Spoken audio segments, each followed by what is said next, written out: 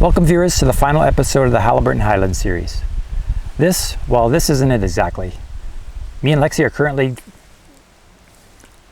currently filming our Thanksgiving getaway episode, so stay tuned to watch that one coming up soon. In this episode, we're going to hit up some of the beautiful sights in this part of the province, hit up a couple of ghost towns, and cover some Canadian history while we slowly make our way back home. In the previous episodes, you watched Lexi and I take to the trails and highways of the region, looking to get lost and find those epic camp spots. We ended up staying in a variety of locations throughout the week, some better than others, some just somewhere to lay our heads for the night, others, well, a small slice of heaven. Beautiful lakes, star-filled skies, incredible sunsets, and of course, warm campfires. And let's not forget the delicious meals, cocktails, and refreshing beverages.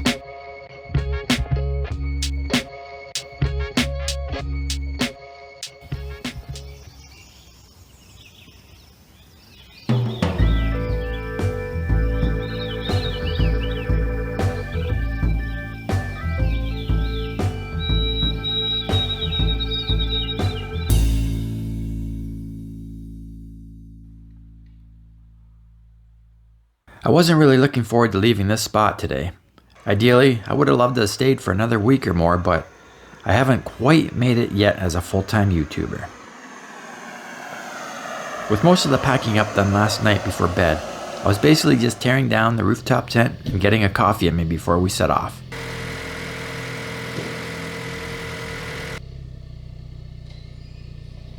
With it now Friday before a statutory long weekend, and the weather forecasts for the weekend not looking the greatest, I reluctantly made the decision to point the Bronco towards home today.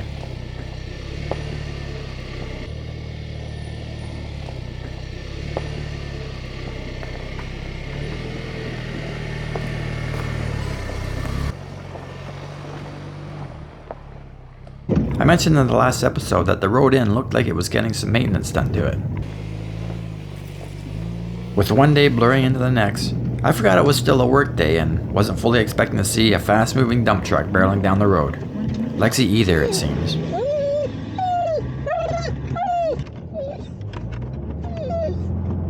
Once again, we found ourselves going down Highway 28 over to 41 before eventually landing on another trail shared to us by Brian. This one a decent logging road which started out running alongside the Madawaska River from Griffith.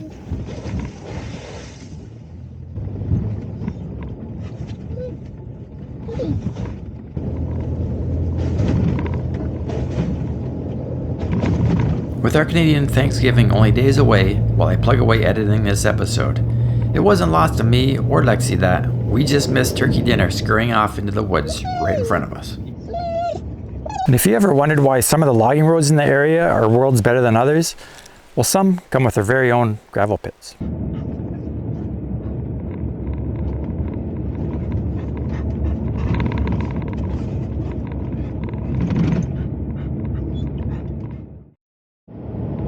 Back on the highway, heading through Daiquiri to a local ghost town named Balaclava, located in the Bonnechere Valley.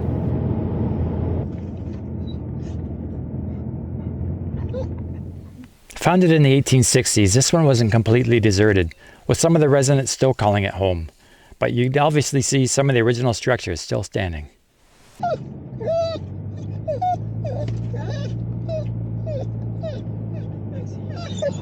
The most prominent of which being this old water-powered sawmill.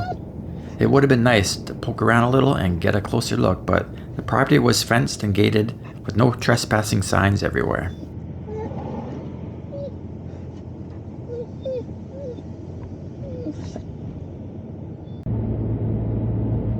From Balaclava, it was off to yet another ghost town, an old pioneer settlement up a large mountain ridge called Newfoundout. Located on a trail off the Opeongo Road, this eventually became the home to 13 immigrant families. The trek up to the site wouldn't have been an easy one, and children of the settlers, well, they had to walk down the mountain 6 kilometers to school every day. And these kids, once they had kids of their own, I bet you they told them they walked uphill both ways to school every day. This spot, probably still the best one in the province to see still standing pioneer log homes.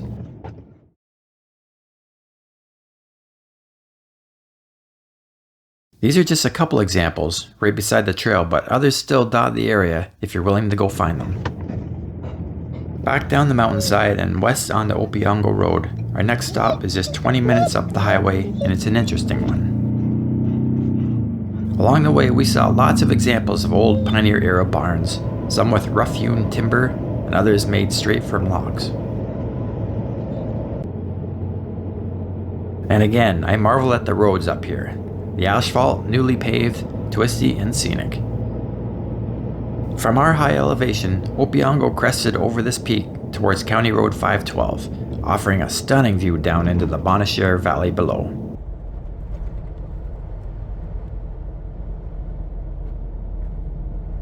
The location we're visiting next is a little town called Foymount, and it has an interesting backstory. Foymount is the location of a former Canadian radar installation, ideally situated on this high elevation facing north.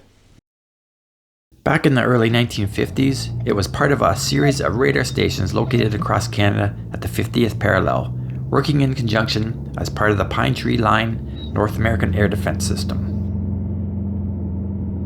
After the launch of Sputnik and the coming of the space age, it was later named for aerospace defense and not just air defense. We now know it today as NORAD. This Canadian Forces station, however, was short-lived, with new modern radar installations at CFS Falconbridge and Lac Saint-Denis providing better, more overlapping coverage.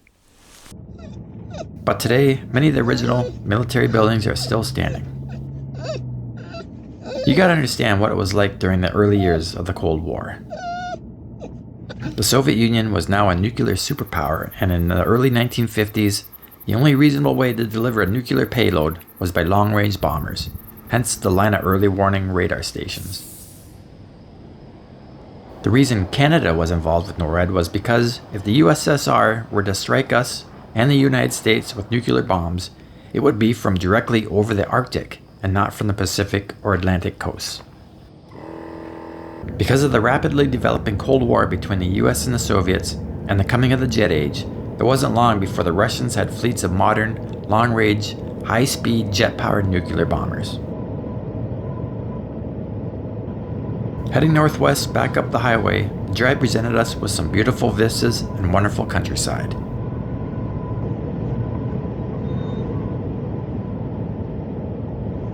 And it would have been a pretty pleasing drive if not for being stuck behind this old fart. I mean literally, old fart. But back to our Cold War era story. Coming of this new jet age, it was obvious to Western military forces that new, faster fighter interceptors would be required to counter this new Soviet threat. The Royal Canadian Air Force tendered a bid and set lofty performance criteria for a newly designed jet interceptor for which many reputable aircraft manufacturers wouldn't even touch or said was impossible to achieve. Enter Avro Canada and the CF105 Arrow. Serious development of the design and manufacturing of the Arrow began around 1955. On October 4th, 1957, the first Mark I Arrow, designated RL201, was rolled out to the public. That very same day added yet another important twist to the story. It was that day the Russians launched Sputnik, the first man-made object to orbit the Earth. They didn't know it at the time, but this historic event would in part eventually have dire consequences for the Arrow program. Flight tests began on the Arrow in the spring of 1958, and the revolutionary delta-wing designed aircraft quickly demonstrated excellent handling and performance, reaching Mach 1.9 in level flight while using the J75 Pratt & Whitney engine. You have to remember, back in 1958, we were all driving cars that looked like this.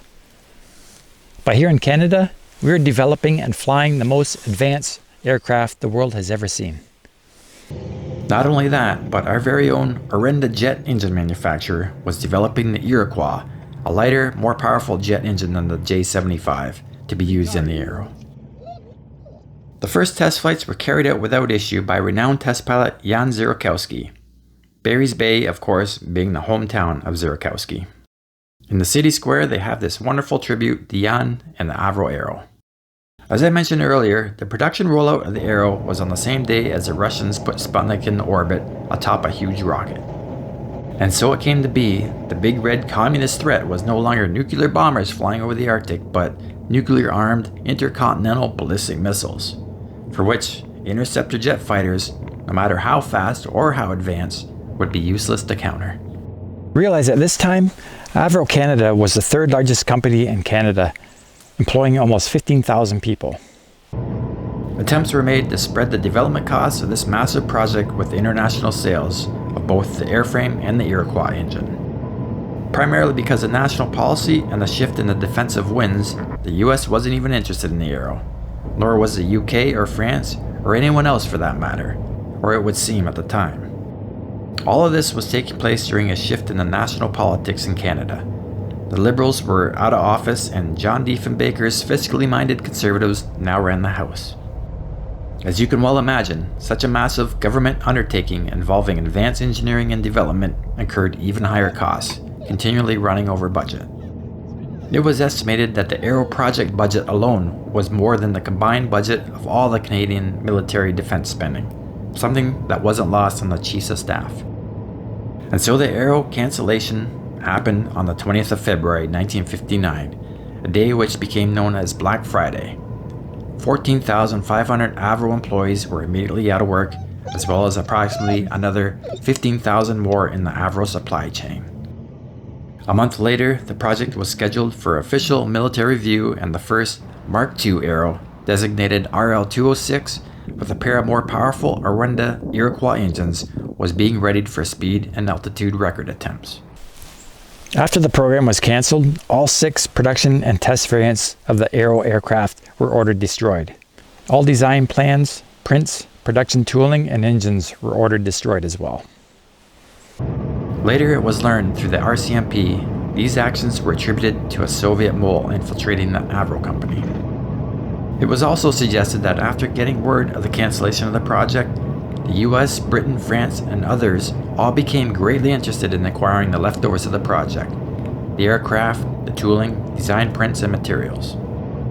Shocked to learn that these nations, who initially were not in the least interested in the state-of-the-art jet fighter, but now wanted to snatch up the leftovers, the Prime Minister, now embarrassed at making such a costly, both politically and economically, fatal decision, ordered all evidence of the project destroyed, buried, and wiped clean.